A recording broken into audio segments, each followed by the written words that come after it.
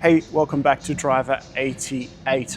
My absolute favorite era of Aston Martin is about a 12-year period of the V8 platform Ian Callum design cars. They include the Vanquish V12, the V12 Vantage, and the Rapide.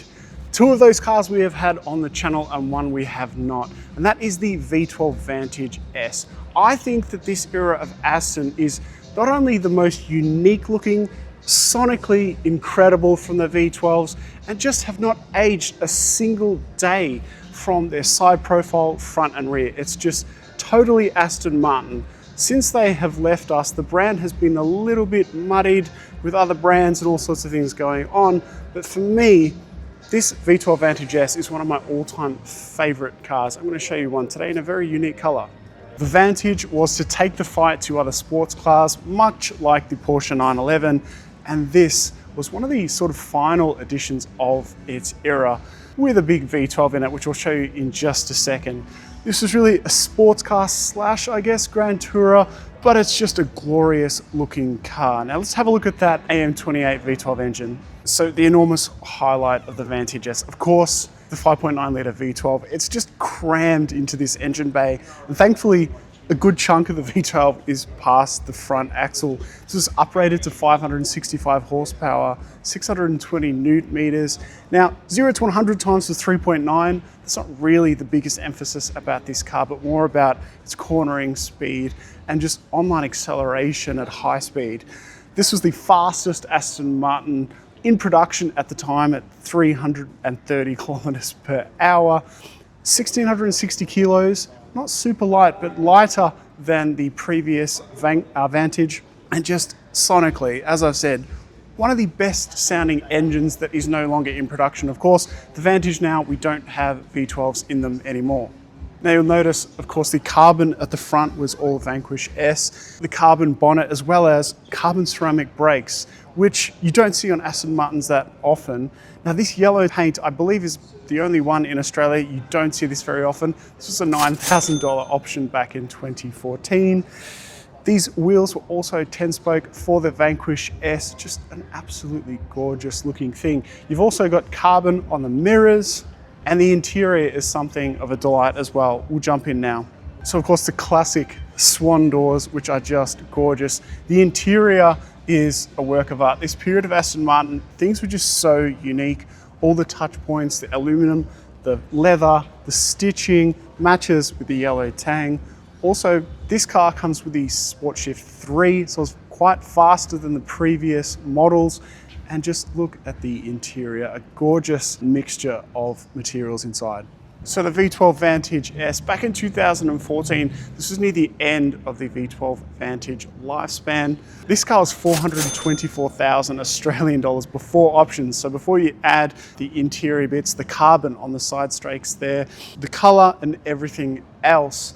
Today, you're asking about 250 grand before taxes, and there was just about 1,300 of these made in the entire world. If you wanted a manual version in coupe, I think there was only about 100 of those made, so those are also quite rare. Now, despite, of course, being the sports car of the range, the car still has a fair amount of storage. It also has race mode, which a previous V12 Vanquish didn't have, and 3-stage dampers, so you can ride it comfortably or take it to the track.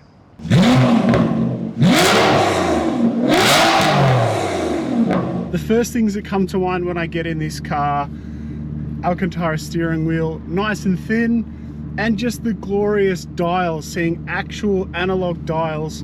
The clock, everything in here feels so nice, and just like, listen.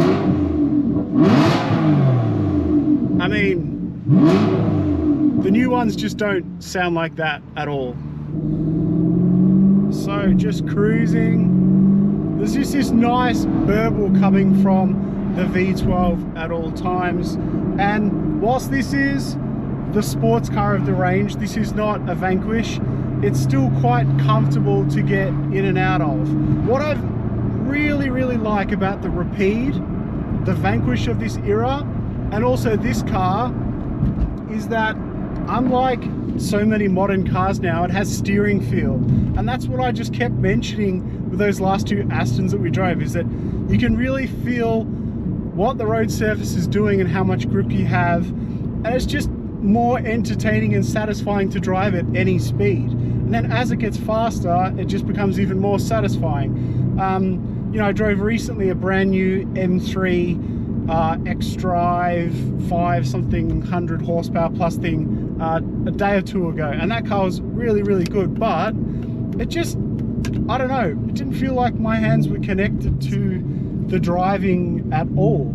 Now this automated manual, it's going to take some getting used to. When you use the paddles, it probably is a little bit better. We do have a race mode and a sport mode for the gearbox. Oh.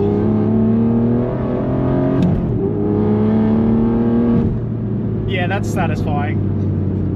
It's not infinitely quick from a low speed, but very satisfying. Something happens at around 4,500 RPM that just warms your heart. Ah, just lovely.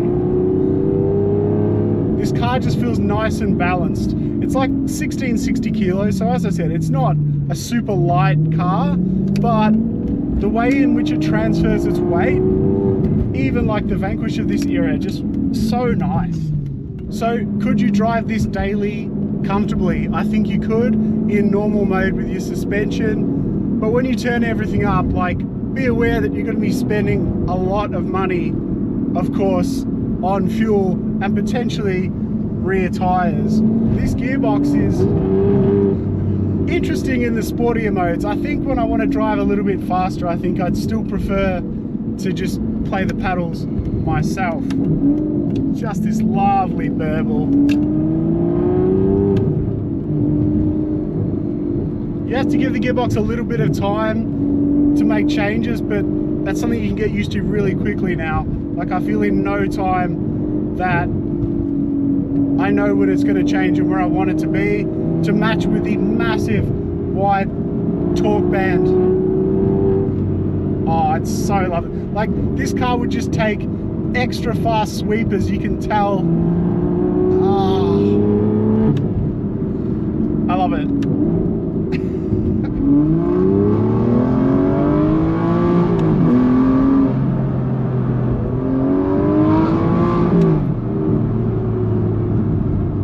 This is just such a cool car. So guys, that's the V12 Vantage S. If you're interested in this car, it's available with our friends at Orbeck Luxury Cars. And we really need to get more Astons on the channel, I think. Hopefully we've got a tie-up with Aston itself for some new cars to come on the channel, because I would love to drive the brand new V12 Vanquish. So I hope you've enjoyed this car. I mean, it's really just lit up my expectations and then exceeded them. So satisfying to drive, sounds amazing, and the manual gearbox, they're quite rare. It probably would add an extra element to this whole experience, but you're still getting so much here and for a lot less money than sticker. So I'll see you next time, guys. This is Driver 88.